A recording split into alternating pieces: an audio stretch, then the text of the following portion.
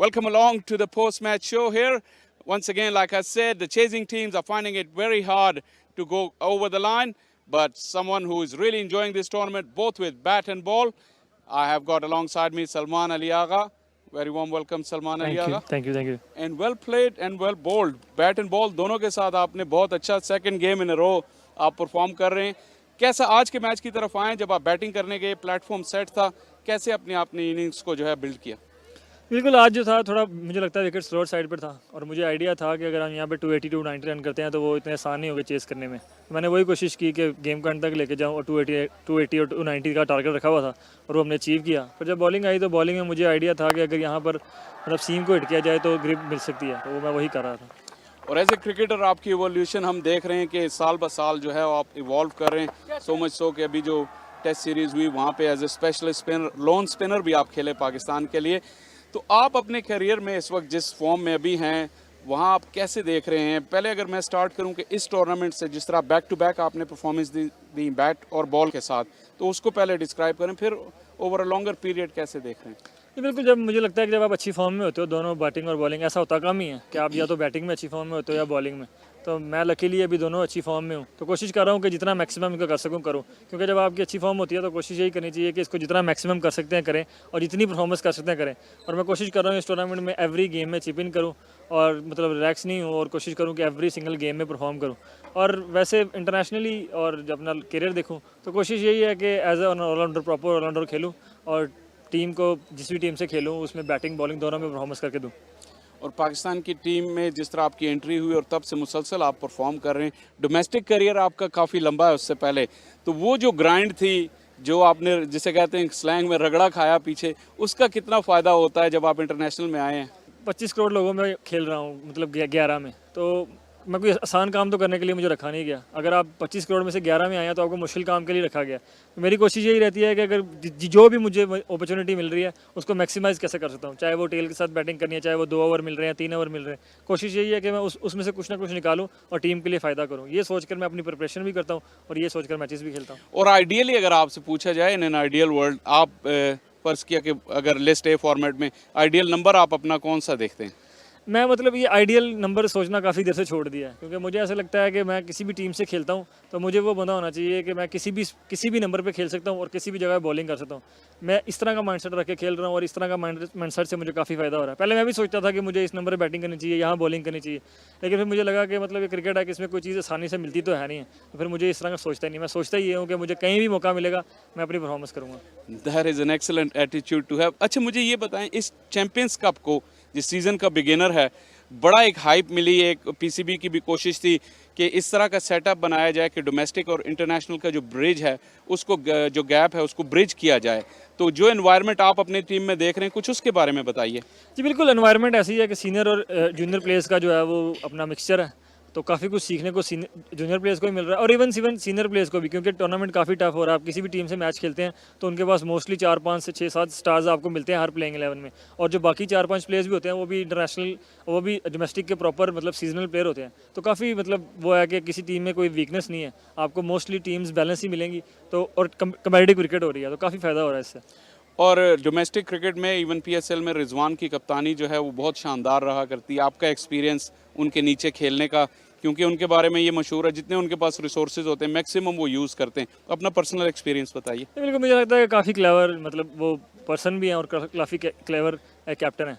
उन चीज़ों को बड़ी ज़्यादा पैनिक नहीं होते और चीज़ों को काफ़ी जल्दी असेस करते हैं और कोशिश करते हैं कि मतलब एक पैटर्न से ना चलें, चीज़ों को मतलब अलग अलग तरीके से करते रहते हैं. मतलब किसी अगर पार्टनरशिप लगी है तो मतलब वेट ना करें कि भी पार्टनरशिप उठेगी तो हम नई चीज़ें करेंगे, नहीं, वो कुछ ना कुछ नया करते रहते हैं. तो मेरे ख्याल से ये उनकी जो कैप्टनसी का मुझे जो लगा वो ये मुझे लगा कि काफ़ी की है इसके लिए. मैं इसलिए आपसे पूछा क्योंकि आपने खुद भी जो है वो काफ़ी कप्तानी की हुई है.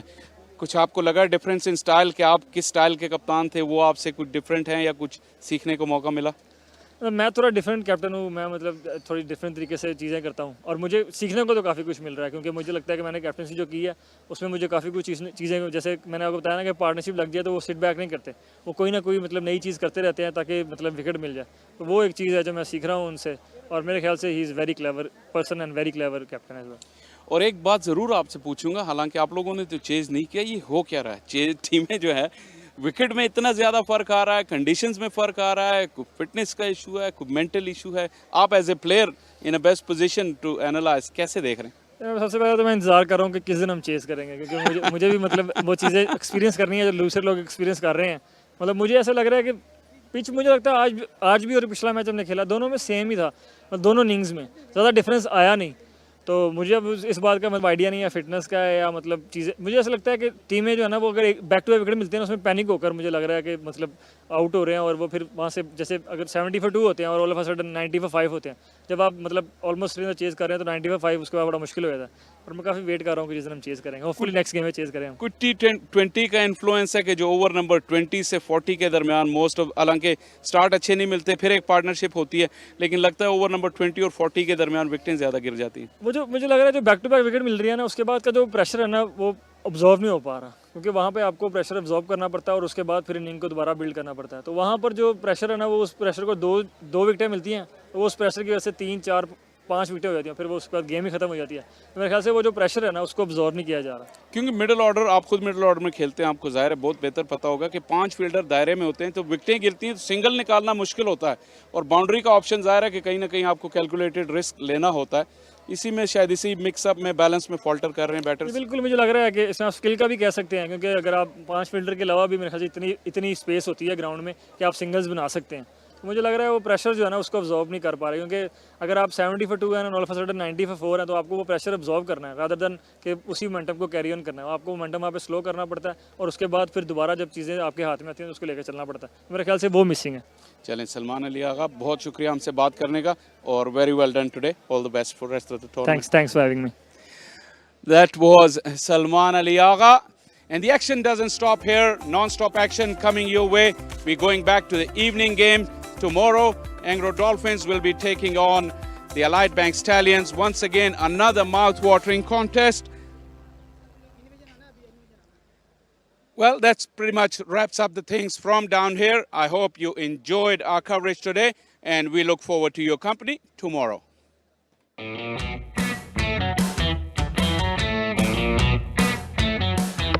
Ball in, first one from Mir Hamza. Out, brilliant catch. Driven beautifully. Charge given and this has worked. So feet down the ground and bang. Knocked him over. Wow, what a beach of a delivery. But the edge is on. Beautifully into the gap. Room offered and accepted by the batter. Nice looking shot off the back foot. Bowls in. That's a ripper. Oh, it's a top edge. He's gone.